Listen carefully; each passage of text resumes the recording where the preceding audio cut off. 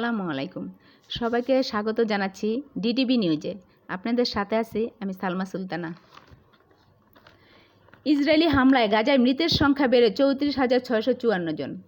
ইসরায়েলের বর্বর হামলায় অবরুদ্ধ গাজা উপত্যকায় গত 24 ঘন্টায় আরও 32 ফিলিস্তিনির মৃত্যু হয়েছে। এ নিয়ে গাজায় মৃতের সংখ্যা বেড়ে দাঁড়িয়েছে 34,654 জনে। শনিবার নিয়মিত আপডেটে এ তথ্য জানিয়েছে হামাস নিয়ন্ত্রিত গাজার স্বাস্থ্য মন্ত্রণালয়।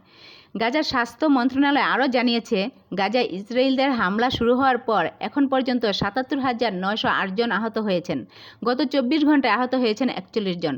গত বছরের 7 অক্টোবর দখলদার ইসরায়েলদের বিভিন্ন অবৈধ বসতি লক্ষ্য করে হামলা চালায় ফিলিস্তিনি সশস্ত্র গোষ্ঠী হামাস। ওই হামলার পরপরই গাজায় হামলা চালানো শুরু করে ইসরায়েলি সেনারা। তাদের হামলায় ছোট্ট এ উপত্যকায় 34,500-এর বেশি মানুষ নিহত হওয়ার পাশাপাশি হাজার হাজার ঘরবাড়ি ধ্বংস হয়ে গেছে। এতক্ষণ আমাদের ডিটিভি নিউজের সাথে থাকার জন্য অনেক অনেক ধন্যবাদ।